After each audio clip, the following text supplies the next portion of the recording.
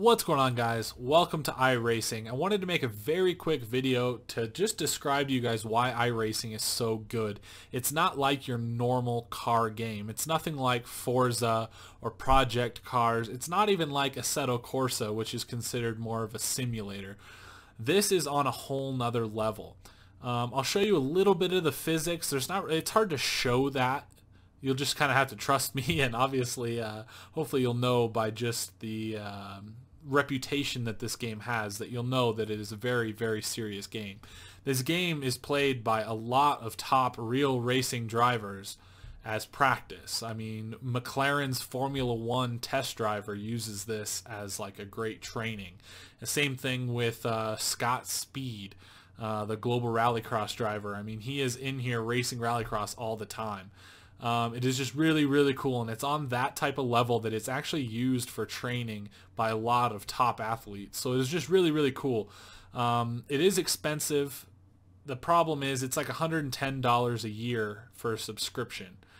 And then you have to pay for cars. I'll kind of do a little walkthrough of everything right here, just so you have an idea. But I want to touch quickly, for those of you that don't want to watch all of that, why this is special and why it is something a little bit better than those other games. Now, really, what makes it, besides just gameplay and the actual physics and all that, what makes this special is when you come into your profile, you'll be able to see a little bit more about how the rating system works. Now, yeah, rating system, whatever. But what makes it cool is that this really forces the driving in the game to be realistic and people to take it seriously. Without this, the game would crumble. It would be like any other game. So with this rating system, I just now got out of the rookie class and I'm a class D. So you start at rookie.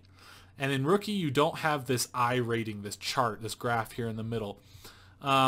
You don't have that. That's like not unlocked yet. So I just unlocked that. So almost ignore it. But you just start at rookie, and all you have is this number next to your class. It would say class rookie.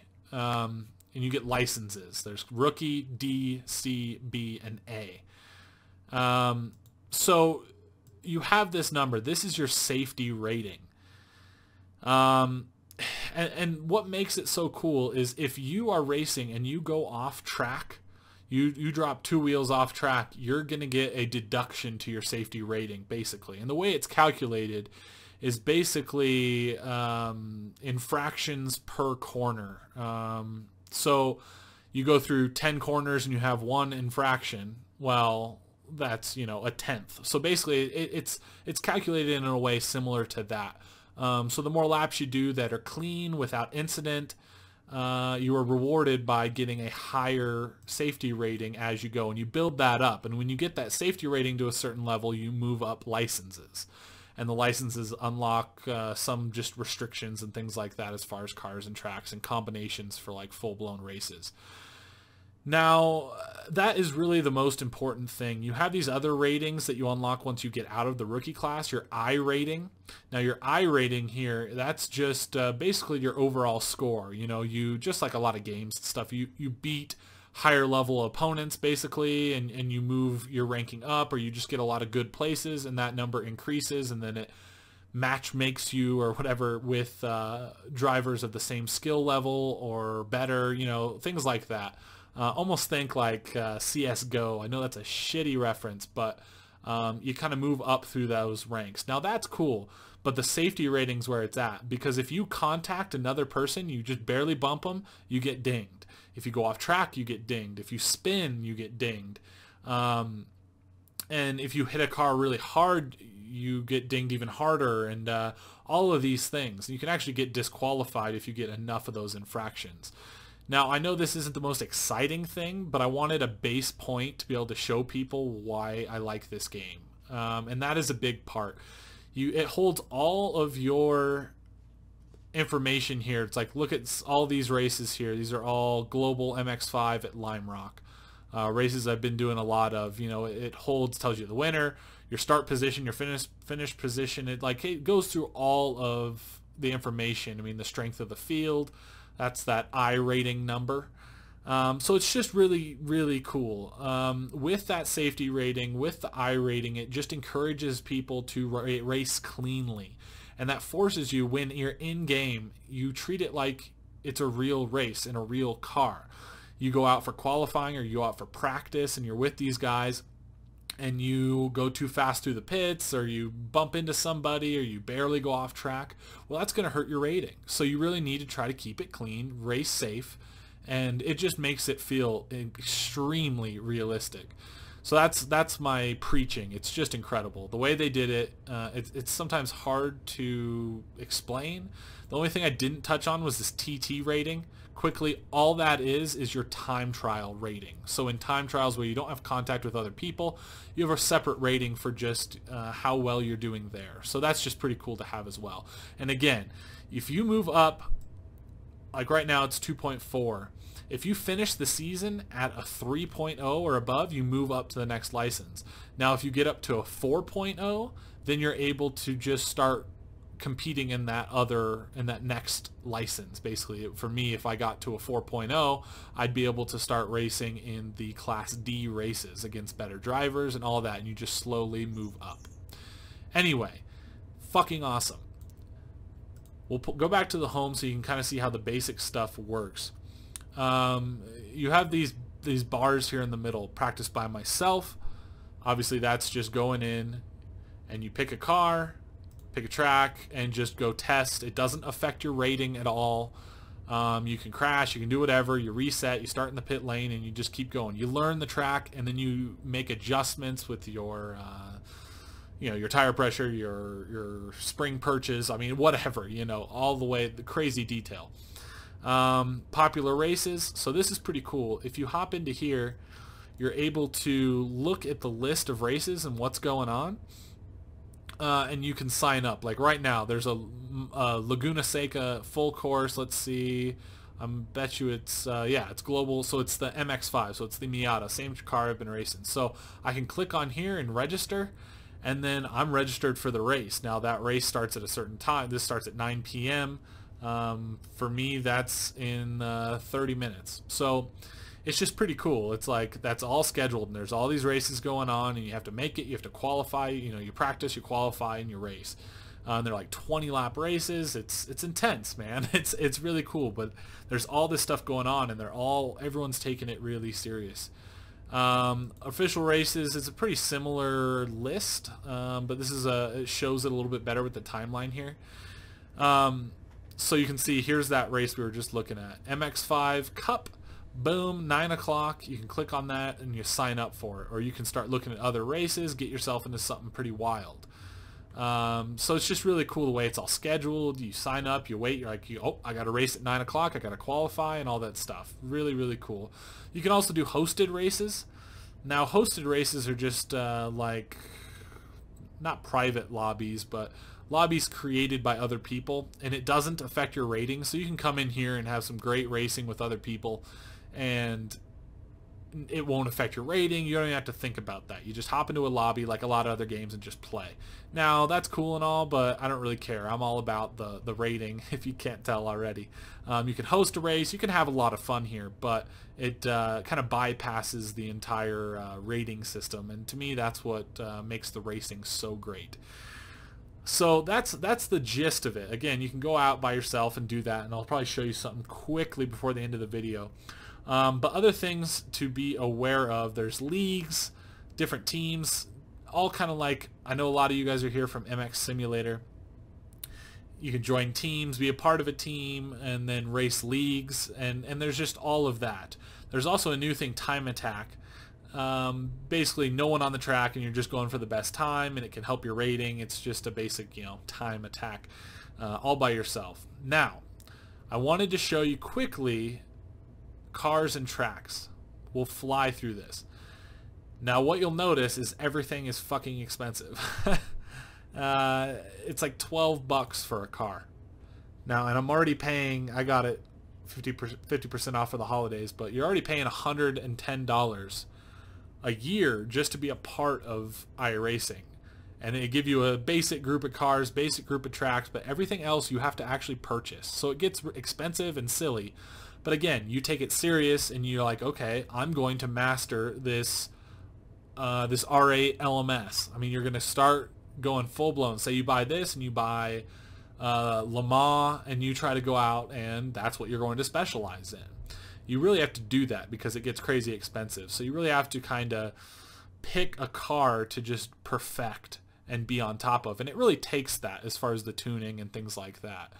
It's almost like in Sim, if you're on a 450, it's like you're not going to just switch to the 250 and blah, blah, blah. It's like you can, but it's really better if you're going to perfect one.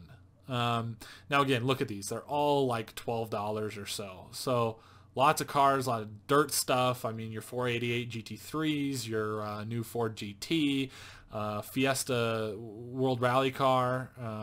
Let's see, what else do you got? Some interesting Formula cars, some Australian V8 supercars like the Holden. You got some old Lotus Formula 1 cars. Let's see, a modern Formula 1 car. AMG GT3. Just some pretty cool stuff. A lot of NASCAR stuff for everybody that's into that.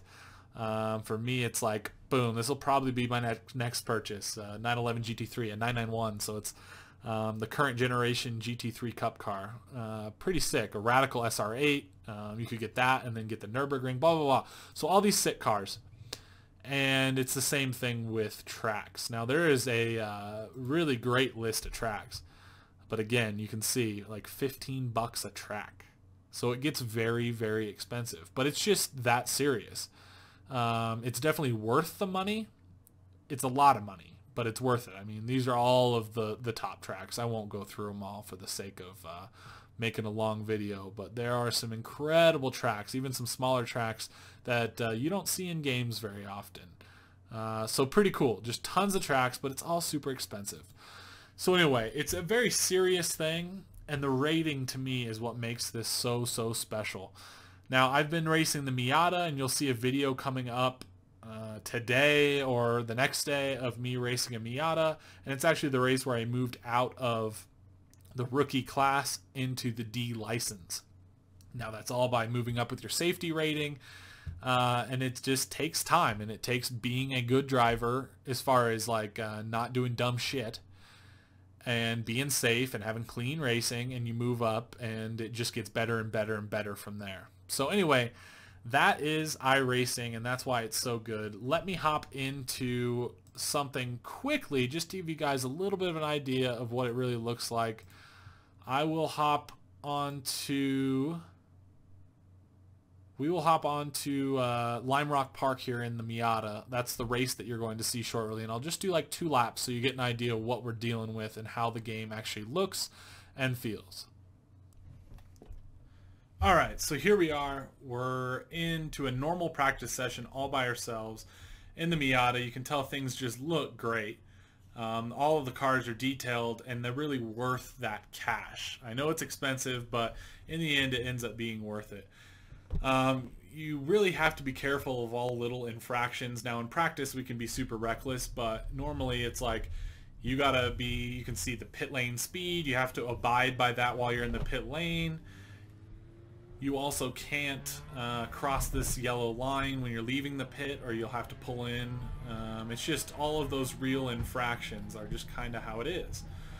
But the first thing I noticed when I picked up this game and started doing my first laps was, holy crap, this actually feels like a real car, especially on track. And I've spent a decent bit of time on track in an S2000, which is very similar to a Miata with just a little bit more power and things like that. But you know, it just feels accurate. You know, a lot of games like Forza are a lot of fun and they're pretty, but the physics just aren't quite there. And I hate to say that because I know a lot of people are really judgmental on physics and love the game they love, but this is just on that real level. It's like comparing Reflex to MX Simulator. It's just MX Simulator is by far superior in the realism category. It might not be the prettiest, but it's definitely the realist. And that's how this is. It just, you can feel the proper amount of traction. And it just feels awesome, man. It's not all oversteery and silly. It's like it actually has the amount of traction and slip that you really do have in real life. You know, it doesn't feel like, well, I'm not so sure I should have gone Should have had the back end kicked out there. That understeer is a little bit unrealistic. It's like you don't have much of that. Everything that happens, you're like, well, you know, I kind of deserved that because I was driving shitty. Like, it's all really accurate, and you can just trust it the way it feels. It's something definitely really special, and something that is literally blowing my mind. I'm not obviously putting in the best lap at the moment, but this gives you a little bit of an idea of what it's like. Now this Miata, a lot of people might be like, oh, Miata, that's kind of lame. Ooh, you can't get away with slides very often. That was lucky.